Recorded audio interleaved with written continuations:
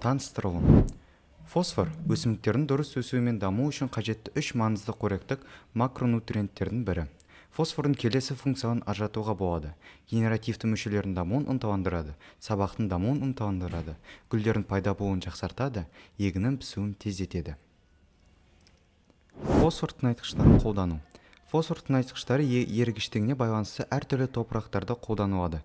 Бірінші топ топырақтың кез келген түріне қолдану, екінші топ негізінен қышқыл шымтезек подзоликалық, үшінші топ тек қышқыл реакциясы бар топырақтарда шымтезек. Фосфор тыңайтқыштары негізгі шикізатты алу. Фосфориттер мен апатиттер фосфор тыңайтқыштардың негізгі шикізаты. Олардағы P2O5 мөлшері 5-тен 35%-ға дейін. Фосфор тыңайтқыштарын алғанға дейін бұл кендер байытылады. Көбінесе тыңайтқыш кендердің қышқылдық ыдырау немесе қарапайым ұнтақтау нәтижесінде фосфорит ұны алынады. Елде шикізаттың болуы минералдың тыңайтқыштар өндірісінде шешуші рөл атқарады.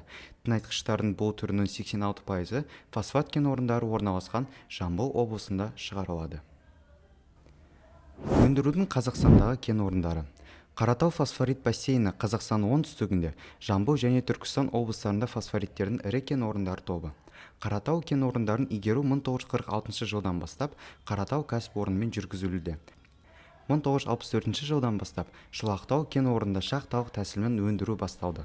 Барланған қорлардың 88%-ы бар Шұлақтау, Ақсай, Жанатас, Көкжон және Тиесай кен орындары Тараз қаласымен темір және тас жолдармен байланысқан. Ірі кен орындары Жанатас, Көкжон, Көксу, Гемелфарб, Үшбас, Шұлақтау, Ақсай, Тиесай. Бассейн шегінде барлығы 45 кен орны анықталды. Өнеркәсіп орталығы Жанатас қаласы. Кейбір жерлерде фосфорит жыныстары жер бетіне шығады және ашық өндіруге қол жетінді, бірақ қорлардың 80%-ы 150 метрден астам тереңдікте жатыр. Ақтөбе фосфорит бассейні бұрын Ақтөбе фабрикасы деп аталған. Қазақстанда Ақтөбенің оңтүстігінде орналасқан.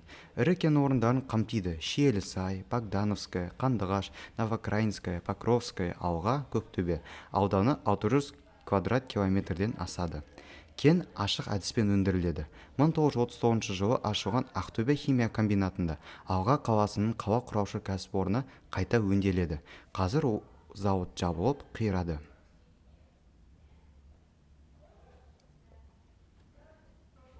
Қазақстанда қолданысы. 2021 жылдың қаңтар-шілде айларында елімізде 118 мың тонна фосфор тыңайтқыштары өндірілді.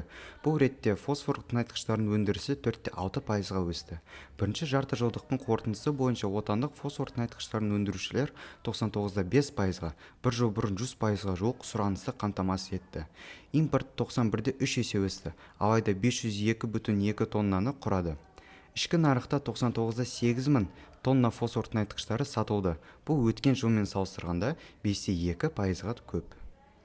Біріккен ұлттар ұйымының азық-түлік және ауыл шаруашылығы ұйымының деректері бойынша Қазақстанда тыңайтқыштары тұтыну төмен деңгейде. Мәселен, 2009 жылы 1 гектар егіс алқабына 1 килограммнан аз фосфор пайдаланылса, ал көршілес Өзбекстанда сол алаңға 50,9 килограммға тура келді.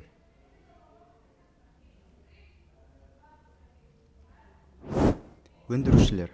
Қазақстандық өндірушілер Қазақстан нарығында азот және фосфор минералдық тыңайтқыштарын өндіру бойынша абсолютті көшбасшы болып, екі ірі компания Қазазот және Қазфосфат жауапкершілігі шектеулі серіктестер табылады. Олардың өндірістік нүктелері сәйкесінше Маңғыстау және Жамбыл облыстарында орналасқан. Бұл минералды тыңайтқыштардың екі ірі отандық өндірушілері. Алайда, олардан басқа минералды тыңайтқыштарды сатумен айналысатын басқа компаниялар бар. 2020 жылы онлайн платформа статистикасы бойынша Қазазот пен Қазфосфаттан басқа ең сұранысқа ие тыңайтқыштар сатушылардың бестігіне Дархан Дала агрохимиялық компаниясы, Cemex Engineering, Қазагрокоммерц сияқты компаниялар кірді.